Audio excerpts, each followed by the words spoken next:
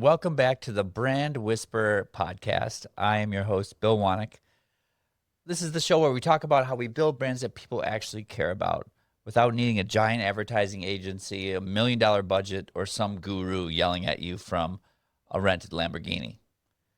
Like I've said before, we live in the best time in history to start a brand. There's never been more at our disposal. Thanks to AI, it's opened the door to, we can make websites, design logos, visuals, brand guidelines, social posts, automation, everything that you could possibly need that you used to have to outsource to start a brand to get going and get going well is right there at your disposal. But there is still one thing that AI can't produce because AI scrapes the internet, right? For things that have already been created. Your business, your brand, whatever you're building is something that's unique to you. Even if it's a service that already exists or a clothing that already exists, it's still unique to you. And so you need to put your imprint on that. If you started a brand for one reason and you're saying it's for another reason, people are going to smell that a mile away. And it's not going to work. And it's not going to be fulfilling because you're going to be performing and as something you're not. So what I teach is that you need to get the ideas out of your head first. It's what I call human first branding. You start with what's inside of you, lay it out there, get it out of your head, and then let AI take over and make it what it needs to be. But you got to start with you. Today, I want to talk about a phrase that sits right at the center of everything I teach. Authenticity gives you authority. And honestly, in the age we're living in right now, that idea has never been more important because today everybody has tools. AI can write copy, AI can design logos, AI can generate ads, AI can build websites, AI can do all kinds of incredible things. And that's amazing. But it also creates a huge problem. When everybody starts using the same tools and everyone starts with the same prompts, everything starts sounding the same, everything starts looking the same. Every ad is just a regeneration of another ad. Every Instagram post feels like it was written by the same robot. Why? Because it basically was. People can feel that, right? You know that in your gut. It just rips away all credibility when it just sounds like an ad that someone else over here was doing. People can feel when something is real, and they can definitely feel when something is not. That's why authenticity matters. Because when you speak from real experience, when you talk about something you've actually lived, people listen differently. Okay? For instance, when I talk about branding or advertising, people tend to listen to me. Why? Because I've been doing it for 17 years. I've worked on brands like Adidas, Asics, Marvel, Disney, T-Mobile, Wild Turkey, Eddie Bauer, you name it. But that's not the only reason people listen. People listen because I've worked in some of the most big deal agencies in the world, right? I've worked at Ogilvy. I've worked at McGarry Bowen. I've worked at Y&R. And I've had mentors that are just unfathomable when it comes to creative ability. Like Bob Winter was one of my ECDs. He's the guy that wrote Real Men of Genius for Bud Light, like 200 some radio ads. I don't know how many spots, but the guy is an absolute genius. Ken Erke was one of my mentors. The list goes on, right? I've been on giant advertising 4, 5, 6 day advertising shoots and anywhere in the country. I've been in Italy for a month shooting 15 spots. I've worked with the Kardashians. I've worked with Alec Baldwin, who's awesome. I've written stuff for Tom Cruise. I've got to sit down with Marvel and work and nerd out on advertising spots. I've been doing this. I've been through the ringer. I know what it feels like to write a Super Bowl spot and almost have it be shot. And then 3 weeks before it's supposed to shoot, the client will change its mind and go a completely different direction and rip your heart out. I know how agencies work. I know that there's tons of people in these giant agencies and you only need about 6 of them, right? A lot of the biggest ads that you see out there that are costing millions and millions of dollars are being created by 2 people in an office the size of a closet. My first commercial, which was the most expensive commercial that Sears ever shot at the time, was I was an intern, and literally my art director and I were in an old closet that they made into an office, right? So all we had was we knew what the client wanted, and we sat down and we came up with ideas and we wrote scripts and we sold it. We didn't need all the middlemen, didn't need all the stuff, but still today, people are spending tons and tons and tons of money on agencies. And when you're just starting off, you don't need to do that. Even when you're a mid-level, you don't need to be doing that. You can do a lot of this stuff yourself now. My authenticity here is that I've done this and I've been through the ringer, and that I'm an advertising guy that's been doing it for almost 2 decades with a bunch of awards and a bunch of good stuff under his belt, telling you that you don't need to waste money and you can do it yourself. So my authenticity gives me authority. So when I tell you that, you can believe it, right? That's why that's why I do what I do. That's why I sit here and I tell you ways to concept and the ways to, that's why I invented MindStreaming, which is what I teach that gets you out of your own way. Good ideas are blocked by the intellectual part of your brain. And I came up with this exercise 17 years ago when I was in advertising school. And it's a 15-minute exercise. Once you're done with it, you have insights and tones and feelings and revelations about your business and your brand that you never even knew you didn't know that you put into words. But I block the analytical side of the brain and lets your brain just go loose and create. And it's awesome. But that's not the only reason people listen. People listen because real life builds authority. I broke my neck when I was 18 in a car accident, and I had to wear a halo for 9 months. I was once kidnapped by Suge Knight. No joke. Jeff Goldblum was my acting coach when I lived in LA. Side note, I moved to LA to become an actor. And it turned out that I was a really good waiter. Those experiences that I had out there as a struggling actor working restaurant shifts for 7 years gave me so much life experience. Having the weirdest encounters gave me so many stories. It gave me such a great point of view that now I can use that in my writing. Why can I use that in my writing? Because it gave me perspective. It gave me stories. They gave me truth. And when someone speaks from truth, people lean in, right? That's what authenticity does. Authenticity creates authority. And today I want to give you a simple framework to think about that. 4 ideas that can help you build a brand that actually connects with people. So here are 4 ideas I want you to think about today. Your experiences are your authority. Vulnerability creates value. Authenticity builds connection. And human first, AI second. Cool? Cool. Let's start with the first one. Step 1, your experiences are your authority. Your life experiences are the most powerful branding tool that you have. Let me say that again. Your life experiences are the most powerful branding tool that you have. And most people completely ignore them. They try to sound like a business textbook, or they try to sound like every other brand in their category. But the truth is, people connect with people, not corporate language, not jargon, not gurus. Your experience gives you perspective that nobody else has. Like I said earlier, I lived through some pretty weird stuff. Breaking my neck taught me patience. When you're strapped into a halo, so a halo, it's a contraption, a plastic vest right here, and these 4 metal rods that connect to a ring, and 1, 2, 3, 4 screws that go into your skull. So needless to say, once that thing goes on, it's not coming off. 9 months I had that on. And talk about learning patience. Talk about having to overcome, as an 18-year-old kid, having to overcome what you look like in the mirror because you have to have your head shaved and the screws go in and you look like Frankenstein. So for an 18-year-old kid that's supposed to be kind of in their prime, it was very depressing. I went through deep, deep depressing. I'm going to be authentic with you now and vulnerable.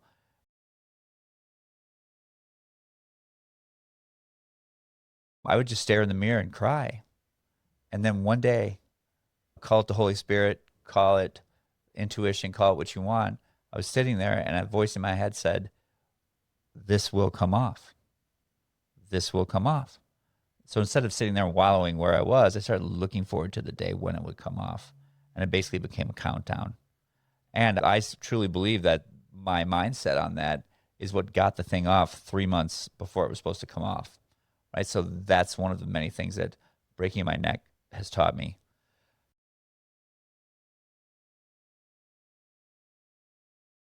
Being kidnapped by Suge Knight in LA for the night and being taken to one of his parties brought me awareness. I didn't know that what I heard as a young little white kid in Illinois being rapped about in songs and videos is literally what it can look like. I'm not kidding you. I walked into a room that looked like a Snoop Dogg video with the weaponry, the nudity and the illegal substances that you would imagine all being there. I'm trying to do all this legally without making anybody mad. Love you, Shug. It was a great night.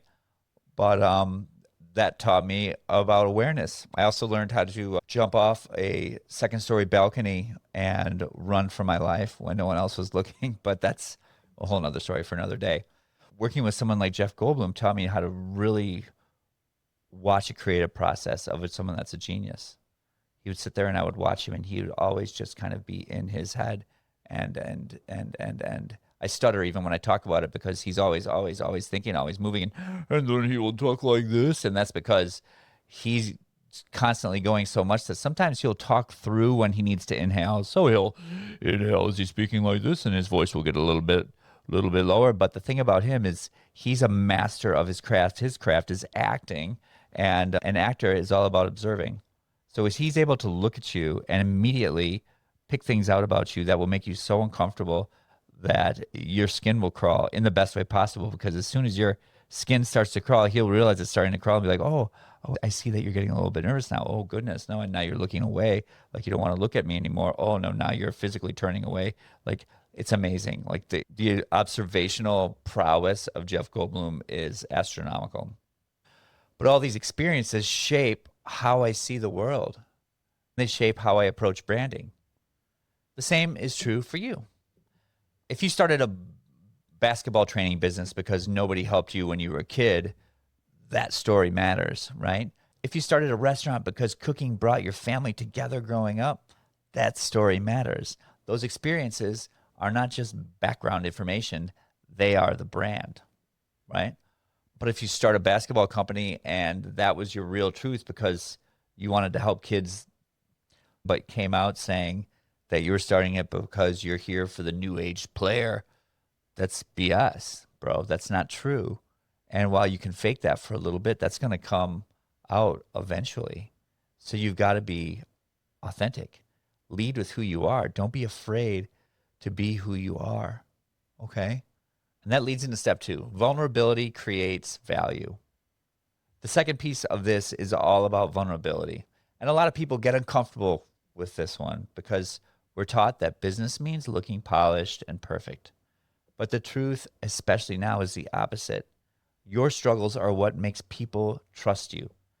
If you talk openly about something you've been through, people who have gone through that same thing will listen to you in a completely different way. For example, vulnerability, honesty. I'm a recovered alcoholic. That experience, how I talk about creativity, it changes how I talk about self-control and rebuilding your life. Okay? If you knowing that about me, by the grace of God, I've found control in that and I've overcome that and I live the dopest life possible now because of it. But now that you know that, if you had a question about that, if you felt like you were struggling with alcohol or you had questions about it and I was giving you advice and counsel on this fact, you're going to listen to me with 100% trust because you know I've been through that. You know I've been to a rock bottom. I've spent years recovering from that. You're going to listen. But if you ask that question to a 14-year-old on his bird scooter and he starts giving you some advice, it's not going to hold as much water. Authenticity gives me that authority. That vulnerability I just said to you gives me value. You're going to listen differently. Just like right now, full vulnerability, I am in the studio by myself. It's a big studio, and I acquired usage of it for a very, very good price. The only problem is I can't afford to hire anyone to run everything in here. There's a giant video monitor behind me. There's 3 huge lights here. There's 2 cameras. There's monitors. There's microphones. There's cords everywhere. And I can't hire someone to run that. So the deal was I learned how to do this all myself. So I'm sitting here right now. I've got a little mouse right here to control some things that are going on, like an outline with my points that I can see on a computer in the back. And I'm just doing this solo. So yeah, it takes a little bit longer, but I'm getting this information out to you. And we're going through something together, you know, but I could easily just be like, I'm a huge baller and I've a crew over here, makeup people over there, you know, the green room's on the other side. I'm doing this on my own, right? Hopefully it won't always be like that. And I know that, but I can be honest with you about where I'm at right now. So maybe you give me a little grace if you see something that's a little bit out of focus, or if a microphone's not up just right. I'll keep improving every day. But again, that vulnerability brings me value because struggle creates credibility. Your pain points are someone else's roadmap. And when you share that honestly, people feel that. So bring the vulnerability. Step 3, authenticity builds connection. Now, the third step is authenticity itself. And this is where branding really happens because authenticity means being clear about why you do what you do, not the marketing reason, the real reason. For example, I'm a creative director for one of the 5 biggest companies in the world. That's my 9 to 5. And then I do the Brand Whisperer podcast. And I do this all because I created the Brand Your Own Business Academy, which includes the MindStreaming exercise, which I talked about earlier. It's a 15-minute exercise that helps you get out the true, raw insights and ideas that will help you shape your business and your brand. And then that includes like this thing called the Creative Directory, which are 220 idea igniter prompts that I've collected over 17 years of teaching my employees, my creatives as a creative director, how to literally come up with ideas. So I've got all this stuff going on. But one of my passion projects is, hey y'all, I love playing basketball. Okay. And so I've got this dream to have this basketball apparel brand, and it's going to be called Hoophead, and it's going to be super dope, right? I've got the logo done and a couple designs, but we're not, it's not going to launch yet or anything. But the reason I'm telling you this is because I'm not building a basketball apparel brand because it's a great market opportunity. It's because basketball for me is a release. I've got 3 kids, 2 of them are very young. I've got a wife and I've got a full-time job and I've got these other things I'm doing. I'm very busy and my mind is very occupied, right? But every Saturday morning I go play with a group of guys down at the court at our church, right? Because when I'm out there playing, I'm not thinking about work. I'm not thinking about emails. I'm not thinking about anything else. It's just the game, right? I can just stop worrying for a second and just play the game because basketball is one of those games where it's such an IQ sport that if you're not concentrating on it, you're not going to do well. So it's just it's a release. And I love that, right? On Saturday mornings, I go, yeah, I'm a dad, I'm a husband, I'm a friend, I'm a worker and all that stuff. But when I put my shoes on and step out of the house on Saturday mornings, I'm a Saturday morning Michael Jordan for the next 2 hours. That's important to me. That's fun. That's awesome. And I think there's a lot of other people like that. You know what I mean? That have awesome lives, but man, basketball is like therapy, And so the brand is for that. It's for them. And I think that's an awesome thing. It's like ball above all, I call it. It's not just a game, I treat those mornings like they're the NBA finals. During the week, I'm Bill the creative director, but on Saturdays, baby, Saturday morning, Michael Jordan. That's a feeling, and that's authentic. That's where the brand is built around. And when your brand comes from a place like that, people can feel it, and it's going to pop off. So that's where that comes in. This is important. Human first, AI second. So let's talk about this last step. And this one is incredibly important today because we live in the most powerful creative era in history, as I talked about. AI has unlocked tools that used to require entire agencies, fleets of people. You can design things faster, you can write faster, you can build faster. But most businesses are making a huge mistake. They're all starting with AI. Like they're starting the race with AI. They're starting with the prompts. They start with the robot, And when you start with the robot, everything sounds robotic. We talk about AI pulls from what already exists. It remixes the internet. It does not create original human insight. That still only comes from you. That's why the philosophy behind everything I teach is simple. Human first, AI second. You start with the human insight. You start with the story. You start with the authenticity. Then the AI moves in to amplify it. But like this, first you look in the mirror, then you look at the robot, not the other way around. Because if you start with the robot, you got a robot brand. But if you start with the human, you get something people connect with. If it's a race, you got to start the first leg. Get the baton and go. You're the one that gets this going. You start the race. You instigate it with your passion, with your drive, with your motion, and then you get going. Then you hand it off to AI. Let them finish it. Let them finish strong because they will. Like Terminator says, it will never stop. It never sleeps. It never quits. But it can't think for you. It can't come up with ideas. You know what I mean? Movie Terminator didn't. The robots weren't here first, and then the humans showed up. The humans were here. They made something. The robots took over. Right? Let the robots take over, but after you start it. Because here's what's important too. We need to be relatable. If your branding looks and sounds like everyone else, if your social posts look like this guy's over here, if your website sounds like this lady's over there, if your service seems like it's standing for the same thing, there's no separation. It just all blends together. It becomes beige wallpaper. Your brand dissolves. You don't have a brand if it's just like everyone else's. It just becomes another commodity. It becomes another pile of Himalayan sea salt in a cave somewhere. You need to separate yourself. And luckily for you, no one else is like you. So you separate yourself simply from being you. So let's zoom out for a second. In a world where AI can generate almost everything, the one thing it cannot generate is your life. It cannot generate your experiences. It cannot generate your struggles. No prompt can generate your perspective. And that's why authenticity is the ultimate advantage.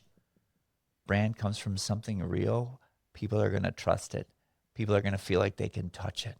And when people trust it, you gain authority, not fake authority, not guru authority, not rented mansion authority, real authority, the kind that comes from actually living something. For the first time in history, you don't need an agency or a friend that's a designer or a dude that's a copywriter that's going to give you some free words. The tools are now in your pocket, y'all. AI can help you execute. AI can help you build. AI can help you scale. But the ideas, the voice, the authenticity, that part still comes from you. And that's exactly where great brands begin. Because people don't buy the best product. They buy the brand they believe in. And the belief always starts with authenticity. Because remember, authenticity gives you authority. Thank you for listening to the Brand Whisperer podcast. This was episode 4. And I'll see you on the next one. We're going to dive a little bit deeper into something that can make your brand better.